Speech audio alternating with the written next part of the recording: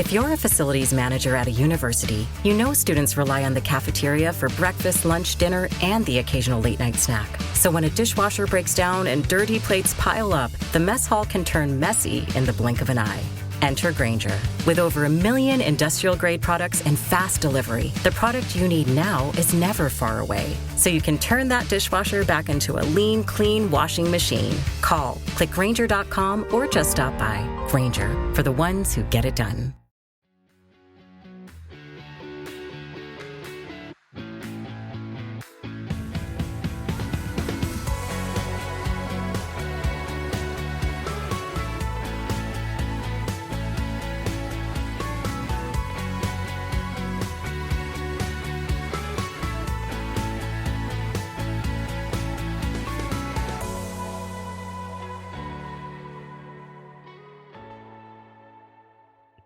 Hi, everyone, and welcome back to Happily Never After. I'm Kate. And I'm Jay. I'm here. We're working on turning the page on spousal loss. Yeah, so this week I think we have a pretty interesting topic that we're going to talk about that a lot of widows and widowers don't really like to discuss openly because of the mixed feedback that they get. I think this week we're going to talk about dating after loss. What is your take on that, Jay? You know, Kate, I'll be honest with you. I've been out of the dating game for a long time, and the reason why was simple for me. I mean, I spent a long time with my wife, and How long were you guys married? we were married 17 years, but we were together like 20. That's a long time, yeah. I mean, I met her when I was 18, back when like pre-player days, so before the handbook was printed. Right. So now, I'm 52 now, and I have a whole different take and thought process. The I'm not just into it for, the quick fix or just getting a little something type of thing. Which I feel like is what men typically do. Either they're expected to do, or it's just biologically, women all the time. We hear men have needs, and so I feel like that could be a common coping method after losing your wife. Do you think that I mean, you work with a lot of men, right, in your work. Do you think that that's a common red thread, or is it similar to your situation? It's a common thread. And in talking to a lot of my male clients, it almost solidified the fact why I've decided to wait to find that right person, because a lot of the clients that I've spoken with, they've done things like found someone, maybe a few months, few years after they've lost somebody. And the person they're with may not necessarily fit their needs. It was somebody that was able to take care of an immediate situation, but didn't necessarily You mean that physical situation, that immediate situation, right? Right. That physical situation. Like they got those needs to take care of, and that you check that off the list of to do, but bigger than that. I mean, it's like somebody to help you cook, someone to help you clean, somebody to help you with the children, and things like that. Do you think that? Sorry, go ahead. I was just saying things like that. See, you got to remember something. A man that's been without their spouse for a long time, they're looking for someone to help them replace, not necessarily, I don't even want to use the word replace. They're looking for someone to help them address certain areas that. I was going to say, that was going to be my question. I wonder, like, even just subconsciously or not intentionally, do you think that men date or start dating or get into committed relationships once in the widower experience to fill those roles, that void, that it's not even necessarily about the emotional connection, but it's about the dependency for men? Do you think that that's a common or fair thing to say? You know what? Only in retrospect.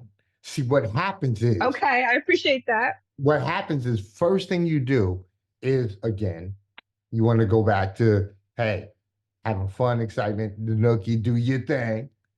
And then after The that, nookie. I haven't heard that word. yeah, Like, I know. listen, in I 2002 called, they want their word back. why did I just think to myself, man? Come on.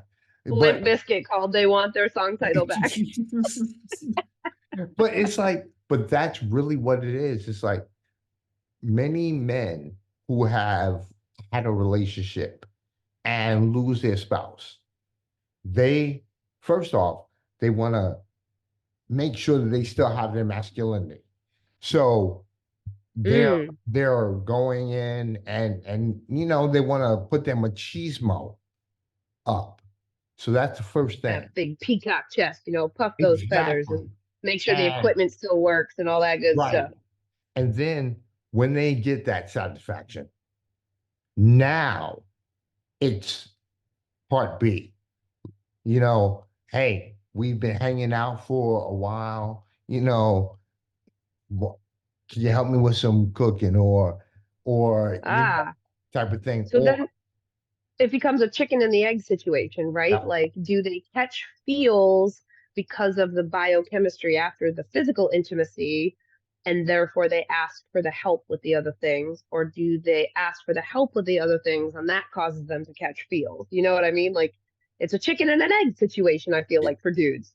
and it's interesting because honestly, you're not gonna ask up front for the help because in your mind, that's gonna be a turnoff to you getting You don't want to show weakness or right. fragility or You know, vulnerability. As a man, you're supposed to be strong and have your shit together because a woman is unattracted to a man who doesn't have his head out his ass. exactly. And what's interesting is a man that has gone through a situation with losing a spouse, it it changes. So now they are no longer the that no, I take that back. They aren't the still an alpha male in their mindset, but now they're an alpha male with a different feeling set because something else has created a vulnerability for them. So Mm. now it's like, Beyond their control or fixability, like they can't fix it. And and men typically like to fix things. yes, and you know what? What's interesting is you now start to feel inadequate when you can't necessarily fix it right up front, right Or then. even identify where the inadequacy is. Exactly, and it's usually buried, Interesting. it's buried in some other aspects of what you're going through. You I'm know, going to pull a Sigmund Freud. It all goes back to their relationship with their mothers. honestly, you know what? Kidding. No, no, you're not. You know what? What's funny? It's true. See, every dude that it's weird because our mothers are, look, they're everything to us. But then also at a certain point, we don't want to be mothered. We want to go our own way. But Yeah. Be a then, big man. but then when we incur some kind of loss, some kind of major setback, the first thing we want to do is revert to that little kid who your mommy could fix everything. You know what I'm saying? Mm. All it took was a bowl of cereal or your favorite meal. And A band-aid and a kiss on the forehead, and mom made it yes, all better. yes. We call that mommy magic in my house. My kids used to say, "Oh, mommy magic. Can you use your mommy magic?" I'm like, all right, like I got you, kids. That's It's it. so funny that you talk about like that fragility and that vulnerability and the not wanting to be transparent about it, because from a widow perspective, it's almost unavoidable. Like, regardless if you're married, single, widowed, divorced, you will always be Mr. Lewis. Right. But my title changed, and I was, my maiden name, I was Ms., Miss Richardson. And then I got married and I was Mrs. Mollison. And now there was a long period of time, I shouldn't even say now, but like there was a long period of time where I'm like, what the hell am I now? Am I Ms.? Am I still Mrs.? Am I, and then you get into the dissection of marriage is just a legal contract that dissolves upon their death. So technically I'm not Mrs. anymore. And then you look at all those paperwork check boxes and you have to, what's your salutation and your designation? And I don't know who the hell I am. And it causes this whole upheaval of your identity and your self-worth, which is already conditioned by society for women to be under scrutiny nonstop. Like we are under a microscope. I think America Ferrera in the Barbie movie, like her speech about how hard it is to be a woman as a widow, I took that really, really, really poignantly because I was like, there is such this pressure as a woman to be everything, to be soft, to be hard, to be strong, but not too strong, to be vulnerable and emotional, but not out of control. And if I'm aggressive or I'm bitchy, not if I was a man, I would be a good leader. But it's all of these various pressure points. And then you throw that upheaval of identity crisis. And it goes back to the perception of the frail, the little woman is having hysteria. And it's such a hard thing to combat. And I'm expected as a woman to just keep the house clean and care for the children and make sure everyone goes to the doctors. And then everyone looks at me like I'm sideways when I'm not cooking the meals, which But I never did. Craig was always the one to cook the meals. That wasn't my jam anyway. But everyone looked at me sideways. well, And then because when I started dating, it was both sides of the coin of scrutiny. I'll be transparent. I started dabbling in the dating arena really early after Craig died, but because of the nature of his death, because of how long I'd been without physical contact, because of during the grieving process, literally anytime somebody like hugged me, my skin would crawl. And it didn't matter who it was. Like I could not stand physical touch after he died. And then it got to a point where it like the needle went completely the other way. And I was like, I just need someone who I trust and love to give me contact. I had a couple of one night stands with, former trusted friends, and that was like a one-time thing. I'm very transparent about this, and people are like, "Oh my God, you're going to talk about but, all this?" Hell but yeah! You there's ask me not on nothing. the podcast, I'll say you this stuff to your face. Like, You know what, Kate? so I've had that intimacy. There's nothing wrong with that because honestly, listen, when you said this earlier, marriage is like kind of like a contract, It and is a contract. and A you're marriage in license and all of that is a right, legal contract. and you're in it. It's a mano a mano, one-on-one type of thing. And humans, we already know, humans are not really meant to be, you know, in a Binary. one-on-one. We are not Right. binary We're creatures. not. And and now we've been not forced. We force No, we've been ourselves. catapulted into this arena of unknown, and it's like swimming in open water. But so going through that upheaval of identity crisis within the who am I now and what do I do now in the early, first 4 or 5 months after losing Craig, and then getting to that point where women have needs too, and we're not supposed to talk about that. Women are not supposed to let people know that we have periods or have sexual desires. We're just going to throw that out there. Like we're not supposed to tell that to people. But I'm like, we're all grown adults and we all understand the biology of it. Women desire sex just as much as men do. Women have a biological drive just as much as men do. And so when I needed physical contact, there was a huge guilt for me because I'd been with my husband for 10 years, never been with anybody else. To go and need that physical contact, I felt guilty. And then once I got that physical contact from a safe and trusted avenue, I cried, like literally in his arms, cried. And he was so great about it. But still, it was like I felt like I was cheating on Craig. And I had to come to terms with the fact that there was a biology there that I needed physical touch and that I needed physical reassurance and, connection and humanity. And that's what that was. And then when I'm on the interwebs looking for more of that, because I was like, oh, that worked. We should do that again. And I ended up connecting with someone emotionally 5 months after Craig died. And I date this gentleman for almost a year to the point where we're like, have introduced our children to each other, sleeping over long term, like a couple days in a row at a time. he was recently divorced, and like the ink wasn't even dry when the Huh. ink wasn't even signed when we met, but halfway through the things is when it got signed, and so it wasn't dry, and he had his own stuff to work through. I had to acknowledge that when that fizzled out, because I was devastated all over again. That first dating experience after Craig died, I was devastated. Like it felt like day one all over again What? because it first time I really opened myself up to the opportunity and the potential and made peace with the fact that I could love someone besides Craig, not in place of, not more than, but just besides. Right. And that was a hard thing to grapple with. But I got to a point where I realized that this gentleman was a lesson, right? Like it ended the way it was supposed to end because we brought each other to a place where we were able to receive next steps. He helped heal me in a way that I wouldn't have healed otherwise.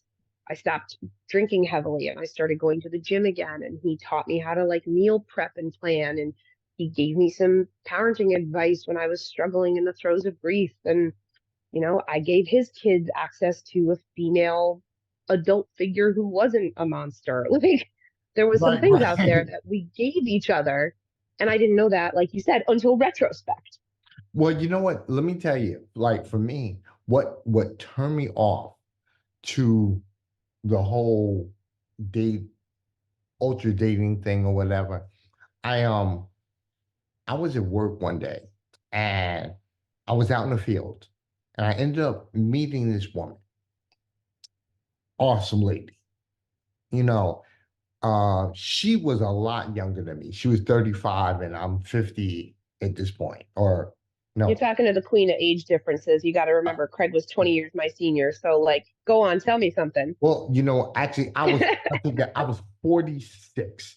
And what was interesting was that we kind of hit it off. But what I didn't realize was that this woman had daddy issues. Ooh, She and the reason mm, why she had daddy issues was because her father or her mother unfortunately passed away. And oh. when You her guys had a piece that you could connect on, well, that like was that it. co-grief that you guys could relate to. So, do you think that that was more of a trauma bond than a like It romantic bond? it was it I think it was kind of a trauma bomb because see, her father ended up marrying another woman like really quickly after, you My know. grandmother did that.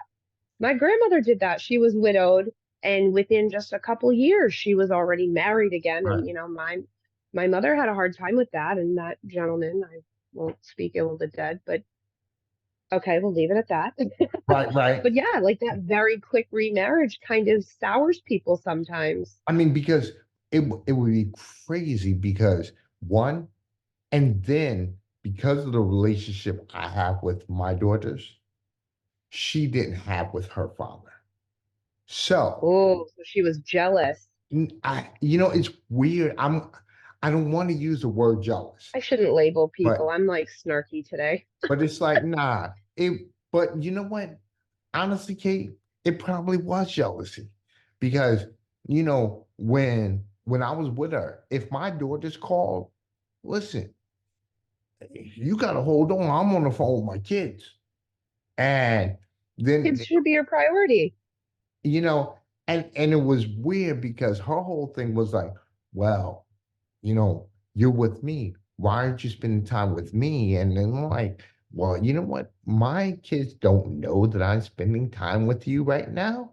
So, I'm not putting them on a regulation. Well, listen, I'm going out tonight. I'm hanging out with such tonight. Don't Yeah, but the call. kids don't need to know Ah, every nitty gritty detail. Like I didn't tell my kids everything when I first started dating. I was like, oh, where are you going? Like, oh, I've got dinner plans, or I'm going out with a friend, or oh, I'll be back later. Nana's right. coming over to put you to bed. Like, especially when it's close to the loss or they're young, like they've already been through enough. You don't need to add that layer of trauma to your kids when you start dating. And then Kate, my situation was even worse because listen, she was like, I want to come by your house. I live across the street from my Oh, mom. girl, no. I'm like, no. I'm like, can't, you know. And it's like, my youngest was still living with me at the time. And it's like, and then it was almost like, oh, are you ashamed to be with me type of thing? And I'm like, no, What? it's not about No, that. it's just like we're not at that threshold yet. Pump the brakes, But, baby doll. but Like, again, she had daddy issues.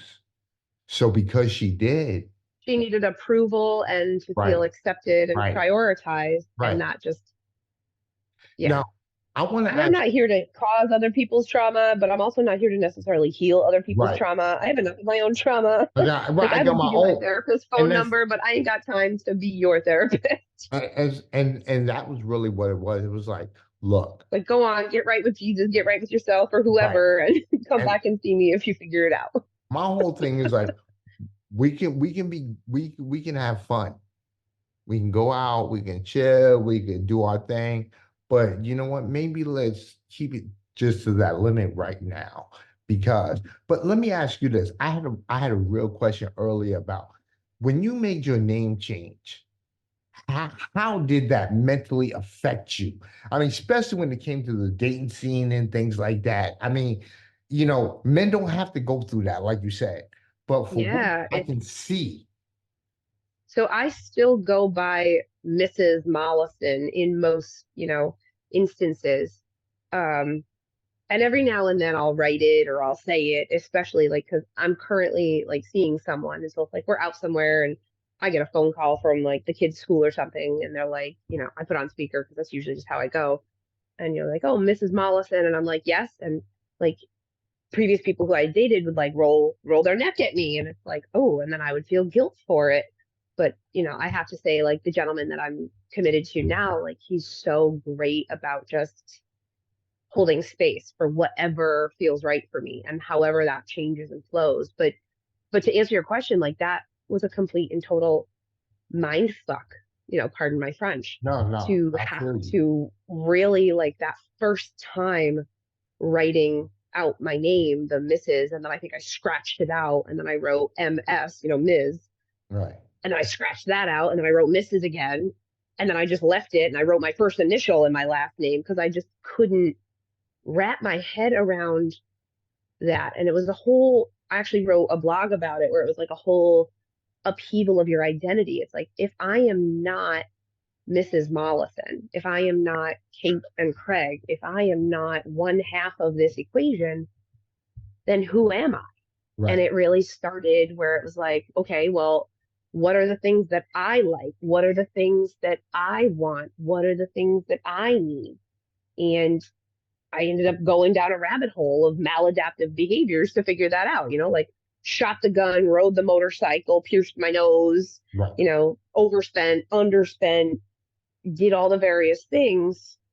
And then it was kind of like, okay, I do like onions, but I haven't been eating them because he didn't. I forgot about that. And oh, I really don't like mushrooms on my pizza, even though he did. And I do, enjoy sleeping with music on. And I should, shower at night, not in the morning. And all of these things that we change about ourselves when we're in a marriage or a long-term relationship that you just evolve to. And having that time to kind of date and discover and experience new and different people kind of was like, oh, that's not how we're supposed to do that. That's new, that's different. And it shook the sheets a little bit. So I really had to self-discover. And as I went through the dating thing, because you kind of touched on it a little bit, that issue and you wanted to keep it casual, right? I had the opposite. And maybe it was a little bit naive, but that first gentleman that I got connected with and we dated for, several months, I think it was almost 9 months. We got to that 9 month mark and I was like, okay, what are we doing? And his answer was, I don't know. And that was like a huge red flag for me. I was like, what do you, it's been 9 months. I have a key to your apartment. Our kids are doing sleepovers at each other's houses almost every weekend. We're taking family vacations together. We've opened a joint bank account together. Like, what do you mean you don't know? And it was a matter of, do you see me in your future in a year, 5 years? And his answer still was, I don't know. And I was kind of like, okay, that's everything I need But to know. And Kate, I'm about to be funny, but I'm gonna do ask it. you this. and this was big on me. I was like, yo. But the first time the girl I was dating, the first time I heard her fart, I was like, oh shit. Now let me explain something. Literally. I've been with my wife for Lord knows how long, so she farted. It was all good, Yeah, you've been with her forever, But whatever. but like the new chick, and I'm like, oh my God. And I'm like, hey, it's nature. It's what it is. But and I know But I'm it was still that like pulling the curtain but back on the yeah, like yeah. the early romance where girls get up early and put their makeup on and don't fart in front of you, and like Right. the men don't burp, and like they put the seat down. Like it's that early romance where you all put on those airs. And see, I'm gonna tell you something. What's interesting is there are a lot of layers to this type of thing in the dating scene, even before um being happen to be a widow or widower. It intensifies when Yes. you go through the widow experience because now you're absolutely conscious of these things. And they're to a degree, I wouldn't say comparing, but there's a barometer of like, because again, for me, and I know for you, like my marriage was healthy and well, and had Craig not died, we would still be happily married. So I wasn't comparing these other gentlemen to Craig, but as I'm going through these dating things and I'm going, this doesn't feel right. That's not how it's supposed to feel. That's not how it's supposed to look. Everybody in my circle, whether it was the person I was dating or friends or family, they'd be like, well, you can't compare. It's apples to oranges. It's a different chapter. And I was like, am I comparing? And then that made me even more self-conscious and more guilt associated and all that other like outside perception. But once I stopped listening to all of that, because after that first gentleman fizzled out, which not for nothing, he told me that he just needed time to figure out how he wanted to be loved. And then 2 weeks later, I found him on the dating sites. I was like, you should write a book. It's good to know you figured your stuff out in 2 weeks. Like I won't say his name to protect his anonymity, but Right, I will right, blow up what he did. That was like the Sex and the City episode when Berger broke up with Carrie on a Post-it note. right. Legit, we broke up, and it was like, I really think I wasn't ready. It was too close to the divorce, and I just need some time and space to figure out how I best want to receive love. And I was like, this sucks, it hurts, but I think we're both at that point where we've acknowledged it's not working anymore. It was a very conscious uncoupling, in the words of Gwyneth Paltrow. And I felt good about the breakup, even though it hurt and I was devastated. But it was like 2 weeks later where I was like, all right, I know what I want. I'm not going to sit around, Right. pining. And I hopped back on the sites to see what was out there. He was already Sure than on. shit, there he was with a picture I had taken of him because I dabble in photography and we did each other's Christmas card photos that year. So I had taken his picture. He cropped me out of it and used it as his profile picture on the dating site. Wow. So I sent him a message and I was like, hey, nice picture on such and such website. And he was like, oh, yeah, it takes a long time to make a connection. And I'm not expecting anything, but I just wanted to lay the ground. I'm like, it's good to know you figured your shit out in 2 weeks. You should write a book. Well, you know what? I'm gonna tell you something, Kate. Here's what's interesting. And I don't know how it is for women, but for men, divorce is almost like being a widower for a period of time because you are still trying to figure out yourself. And so, when you I think talk it's about similar how for divorcees for women, but I think that for women, there's also this like technically, historically, the word widow is used to describe women who never remarry. So to call myself a widow technically is inaccurate if I'm dating, right? There's this huge cultural shift that once you're a widow, you wear the black forever and you become this spinster. And, you know, but to be a divorcee almost is like being a cougar sometimes. Like that has its own, like, oh, she's seen some shit. She's been through some shit. She right. understands the fire it takes. And being a widow is being damaged. She's broken. She's emotional. She's traumatized. Where being divorced is so commonplace now, especially at my age, being in my I mean, 30s you and being a figure widow. It almost was like I had friggin' 50%. the plague. I mean, 50% of all widows are under the age of 60. and You know what? And that's a CDC statistic. I was talking about the fact that almost 50% of marriages end up in divorce. I think And that has dropped to like the low 40s now. But like even young widows, like widows are commonly under the age of 60, and we don't think about that. But back out in the dating pool, when I had to make those dating profiles, like, oh, am I putting it as single or am I putting it as widowed? And I try to be a very transparent, shoot from the hip kind of person. So when I first started dating, I led with like, here's all my baggage. And I would just like word vomit at these poor people on my bio and wonder why I wasn't getting any hits, because it felt deceptive to like wait until we went on a coffee date to be like, oh, by the way, I have a dead husband, like, and then now given my job, okay, so let me tell you something. I don't mean to laugh, but it's almost funny to me because as I'm thinking about it in retrospect, thank God I don't have to do it anymore because I'm in a committed thing. But you're in the dating thing and I have my business name and I do my own thing and people would message me, we would, instant message and shit, and they'd be like, oh, like grief specialist or bereavement specialist, that's very heavy. Like, how'd you get into that? And I'm like, well, my husband died. And they'd be like, oh, and half of them would just see themselves out. And the other half would be like, well, my cat died, or oh, my aunt's a widow, or my condolences. And then the conversation would just have this awkward air. And I'm like, okay, so then do I not tell them how I got into the work authentically? And then I'm like lying later on. And then they'll go, why didn't you say something? I don't know. Like I was a mess. I'm like, how do I navigate this? well, and then I see, stopped asking and thinking about it. And that seemed to be what worked. here's what's crazy, Kate. See, the minute you tell yourself, the minute you put out there that you're a widow, guess what? You have a group of dudes that are like, oh, oh no, open. You know what I'm saying? It's like, no way. I never encountered that at all. It was the, oh no, like I had the friggin' bubonic plague.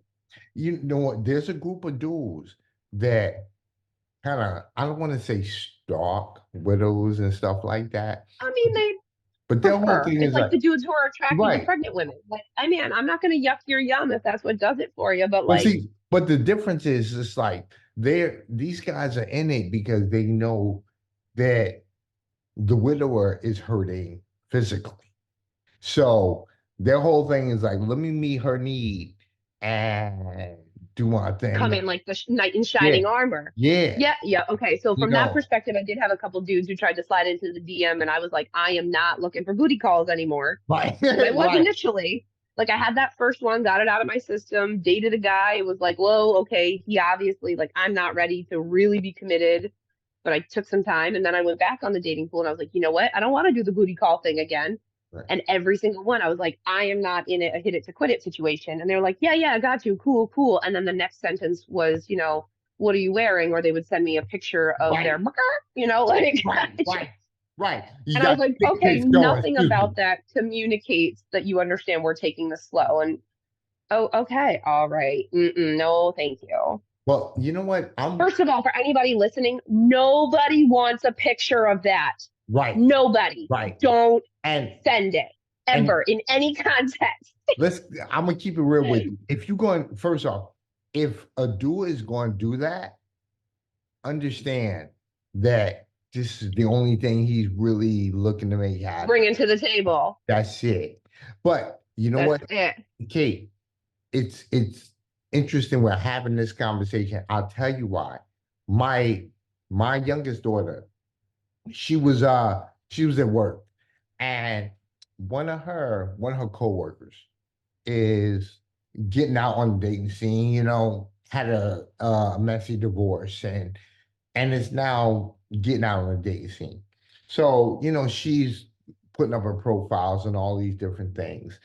And just in conversation, I guess they were talking. She was like, yeah, my dad, my wife passed away. My mom passed away. My dad's kind of been by himself for blah, blah, blah. And, it was weird because my daughter. She did not show up in your stuff or you in hers or. Well, no. Well, let me tell you, I don't have a profile because Yeah, put that out there because otherwise people are going to go searching for you. again, I decided against all that. A lot of my clients, like I said, my male clients, that whole thing turned me off. It really did because I I just did not want to be the dad, the man that makes the mistake of now you become the cash cow. And I Mm. want to be that guy. And there was these guys that were like going on trips, taking these chicks places, going to eat in restaurants they knew they couldn't afford. And it was just like, you know, just to impress Good the for you though to like woman with have it. that consciousness to like not do that, because so many people do fall into that trap, I think, you know. But I think as I dated other people, like I dated a guy who didn't have children, and that was a mistake. And I tried to be open-minded to Okay. it, right? Like I tried to be again, because I had kids that were young when I met Craig, and he was open-minded to my situation. So I always try to give people the benefit of the doubt. But he sold me on a bill of goods he couldn't deliver on. And it was a weird thing when you introduce your children to people after a certain amount of time and they promise you the oyster, and then you open the oyster and there's no pearl inside. I never want to be that woman who has a revolving door of men. Like I don't want my children to be like, oh, well, my dad from 2015 to 2017, and then my dad from 2017 to 2000, not that that's how that was, but I don't ever want that for my kids. I'm not out here looking to replace Craig, but I'm very cognizant about it has to be twofold. There's an organic feature. Like I won't pump the brakes unnecessarily if it's organically an appropriate time. But there's the other side of that where it's like developmentally and given the trauma that we've all been through, I don't want to run the risk to gamble if for some reason, knock on wood, that things don't work out, that now my children have now met this person and have this other loss. And every time I talk like that to previous partners where I'm like, well, if this works out, and they're like, are you really that skeptical? Blah, blah, blah. I can't believe you're not all in. What else do I have to do to prove it to you? I'm like, dude, my entire world was like thrown in the shitter. Like Right. I am not a pessimist, but I'm a realist, and I understand that anything can happen at any time. And while I'm hoping and planning for this to work out, do I understand that it is a realistic possibility that it won't? Yeah. And I'm not going to put my children through that gamble because it's not worth it. And you know what? See, Kate, your situation is very interesting because your children are what, 15 and 5? Is that right? My daughter will be 5 in April, and my son will be 15 in August. See, I'm in a situation where my youngest daughter is 22. My oldest Yeah, daughter they're is grown and out the 25. house They're basically. grown. And they have their own worlds. For me now, see, I spent my life with a person ever since I was a kid. And Hmm. when me and Kim initially got together, it was just because we were clearly physically attracted to each other. And then it just so happened that everything else It evolved. evolved. Now I'm in a situation where, seriously, I need to make sure that the person that I'm with, we're on the same mental plane first. Mm, that And maturity level, yeah, that it intelligent attraction, that I know what sapiosexual right. philosophy, I know attracted to what their mind before just their body. I mean, first off, it's like what I do, and okay, you're in the same business. What we do, not a lot of people understand what it is. It's not a So palatable job to, it is, to it hawk to really someone is. that you're dating. And what's interesting is I found that the best connections I have with people are with people who have had some form of understanding. They may Mm. not necessarily lost their husband, but they understand loss. Because I And think with trauma and loss comes a level of like growth and maturity. yes, Like once you get on the other side of that and you learn to process it and move through it, you have to mature. You have to grow up, right? And that's what I found is dating people who had experiences. but had processed their experiences. And men typically don't like to go to therapy or get right with themselves. And therapy doesn't have to be going to talk to someone. And when I say therapy, I mean in the general sense is just being introspective and thoughtful and analytical and willing to acknowledge your faults and make changes. It's those men who refuse to rewire the bad circuit that give everyone else a bad label. But But it took I me a found it while hard for men to acknowledge faults and then fix it. because it took me a while. I mean, listen, think about it. You're married and you're in your thing. Sometimes you figure like your shit don't stink because you know, You guys could conquer the world together. You guys are on top of the and world. that was it. And it was like she accepted all my flaws, and that was it.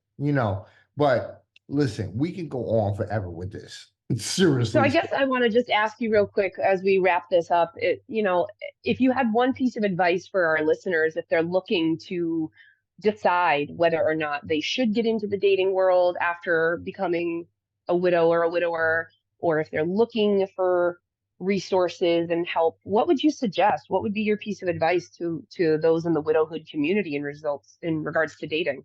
My first thing is check yourself because it's it's easy to go out and find someone to address, either your needs False or validation. yeah.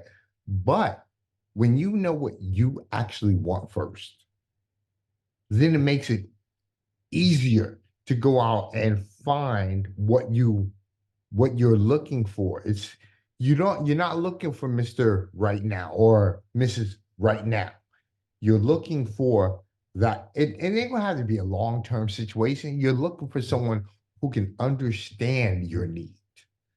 Even if Relate to on a deeper right, level. because even if you guys don't make it on that romantic level, as long as you can still be friends. And Yeah, just that's foster what it's a about. deep, meaningful human That's connection. it. So somebody you can pick up the phone and call, eventually. And But just connect with, because being a widow is super isolating, or being a widower is super isolating, and just having that person that you can connect with. I think it's also important to remind people that there's lots of dating websites out there. Lots of people I know when I was in the process were looking for and asking for, discussion boards and online support groups and whatnot. They're all asking for a widow or a widower specific one. And some of the problems with that you're going to run into are the age demographic. Those tend to be the sites where the senior singles are. And if that's your cup of tea, then great. But dating, regardless of your experience, isn't easy. And everyone's like, this is so hard. I'm like, nobody meets anybody organically at the grocery store anymore. Like you and Kim met so organically. right. That's so not commonplace. And I always joke that, dating is like playing the lottery. You got to rub a lot of losers before you find a winner. Exactly. So I mean, like, just be patient and be thoughtful about it and spend time alone. There's a difference between being Yes. alone and being lonely. And once you get comfortable dating yourself, take all that energy that you would put into a relationship and put it into yourself. Take yourself to the movies, take yourself to dinner, get real comfortable with sitting with yourself. And that's not like force yourself to be lonely, but that's to not be bothered or be encumbered when you are alone. And that took me some time to figure out because I found I was just going on dates, even though I knew I didn't have a connection with the person, just to get out the house and just to have something to do and fill the calendar and feel connected and feel desired and all of those things. So I think get right with yourself, like you said, be comfortable being alone, do your research on the various sites. um the gentleman that I'm with now, like we're on the long haul trajectory, like we're on the cohabitation trend, and we're going to start introducing the children over the next couple weeks. He met my parents, I've met his mom. Like we met on Facebook dating. Like the likelihood of that happening is slim to none. But you know what? Be open to opportunities and new experiences and go to therapy, Right. whatever Right. your therapy looks like. And I know on my website, I actually do have a blog and resource links for dating as a widow or widower. So I'll put my website in the show notes for this episode. And then Jay, if you have any other resources that you want to share, we'll make sure that we include those as well. Excellent, excellent. Well, listen, I mean, I really want to, thank you for listening to today's show, everybody out there, because this is an interesting topic. I mean, obviously, you heard me and Kate have we're all over the place with this whole thing. But like I said, if you enjoyed this episode, be sure to check out all of our previous episodes. I mean, they can be found on your favorite streaming platforms. Make sure I that love it. you like and subscribe so that you have access All to right. our future content as well. That's it. That's it. And I hope that y'all out there who have been listening, are enjoying what you're hearing. We would love your feedback on any ideas you guys have for future episodes or comments on previous episodes. With grief and gratitude, I'm Kate. I'm Jay, and until next time. Bye, guys. You've been listening to Happily Never After, part of the Xvadio podcast network. You can catch every episode of Happily Never After, as well as the rest of the network, at xvadio.com, the Apple Podcasts app, Google Podcasts, Spotify, iHeartRadio, Audible, Amazon Music, and wherever you find podcasts.